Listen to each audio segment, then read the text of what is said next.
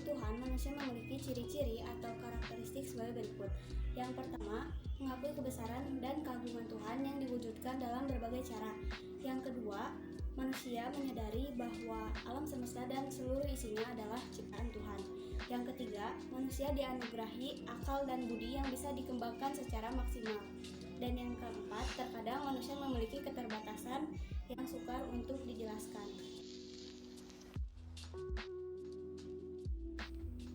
Implikasi kebertuhanan dalam sikap individu dan sikap sosial. Apa aja sih dampak kebertuhanan terhadap diri sendiri? Pertama, yaitu menghilangkan rasa sombong, karena kita tahu bahwa yang boleh sombong hanyalah Allah Subhanahu wa Ta'ala. Lalu yang kedua, meningkatkan tingkat kejujuran, karena kita mengetahui bahwa Allah itu Maha melihat.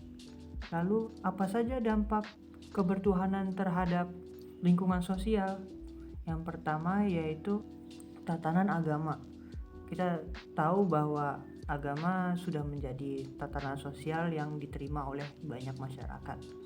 Lalu yang kedua, kebertuhanan sebagai dasar negara. Contohnya di Indonesia, sebagaimana yang kita tahu bahwa Pancasila yang pertama adalah ketuhanan yang Maha Esa.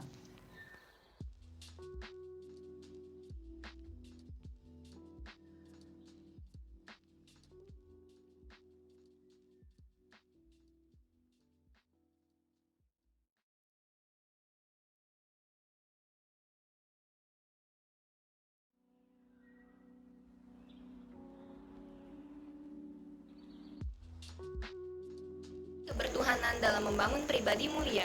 Pribadi mulia dan kebertuhanan tidak bisa dipisahkan. Pribadi mulia adalah pribadi yang tidak tercelah, yang senantiasa mengamalkan kebaikan dalam setiap harinya. Sedangkan kebertuhanan adalah konsep mempercayai Tuhan. Dengan mempercayai Tuhan, kita akan senantiasa berhati-hati dalam tindakan kita. Selain itu, kita akan berusaha untuk menaati perintah Tuhan yang diantaranya termasuk berbuat mulia.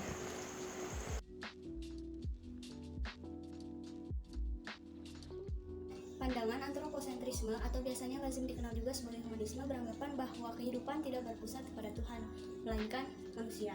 Maka dari itu manusialah yang memegang realitas. Walaupun begitu, diduga juga pandangan ini berasal dari agama-agama monoteistik atau yang percaya bahwa Tuhan itu satu. Dalam Islam sendiri, kita bisa mengenal prinsip-prinsip seperti manusia adalah makhluk istimewa yang diberi akal, memiliki kuasa atas alam, dan adanya konsep khalifah fi al-ardi. Dengan demikian, manusia adalah seorang makhluk yang istimewa karena diberi akal, dan di mana ada makhluk pasti ada kholik. Disinilah peran Tuhan, yaitu sebagai kholik.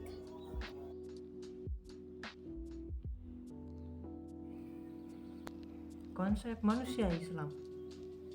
Semua hal yang ada di dunia ini membutuhkan konsep atau penjelasan, tidak terkecuali oleh manusia Islam itu sendiri. Lalu, apa itu konsep dari manusia Islam? Sebenarnya di Islam sendiri sudah memiliki konsep atau dasar-dasar yang telah ditentukan yang biasanya disebut rukun Islam. Nah, rukun Islam itu terdiri dari 5 hal, yaitu syahadat, sholat, puasa, zakat, dan berangkat haji bila mampu.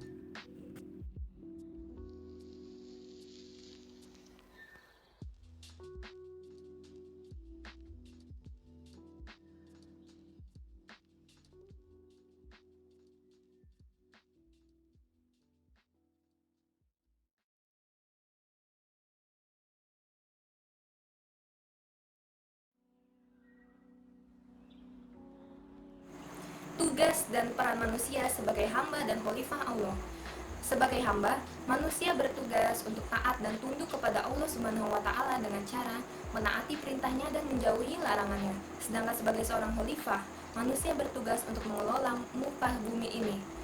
Untuk menjadi seorang khalifah, manusia harus menuntaskan tugasnya sebagai seorang hamba terlebih dahulu.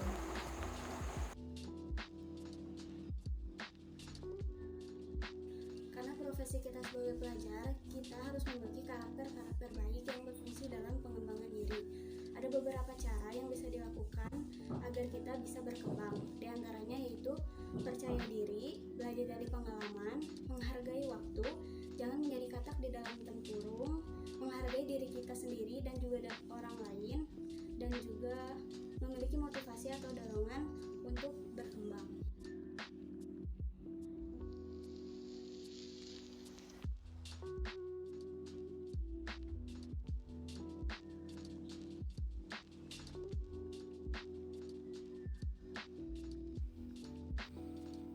tugas dan kewajiban manusia terhadap alam semesta.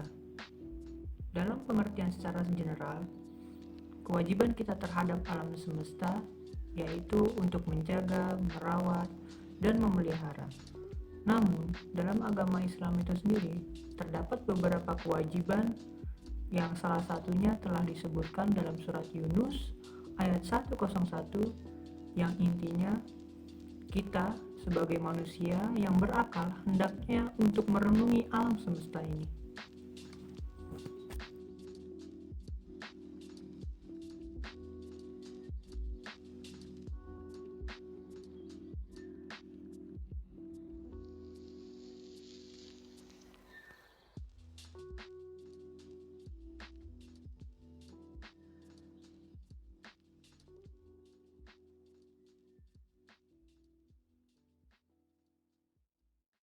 Prinsip Islam dalam pengelolaan alam semesta.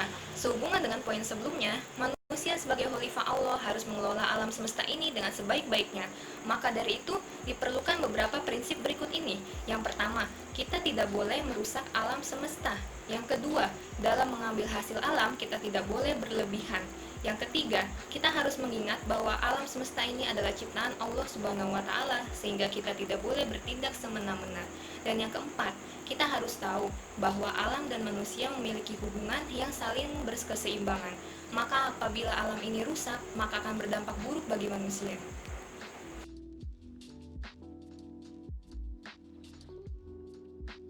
وَمَا لَنَا أَلَّا نَتَوَكَّلَ عَلَى اللَّهِ وَقَدْ هَدَانَا سُبُلَنَا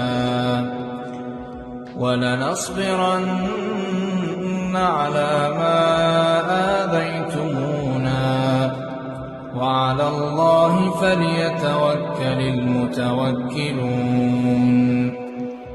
وَقَالَ الَّذِينَ كَفَرُوا لِرُسُلِهِمْ لَنُخْرِجَنَّكُمْ مِنْ أَرْضِنَا أَوْ لَتَعُودُنَّ فِي مِلَّتِنَا فَأَوْحَى إِلَيْهِمْ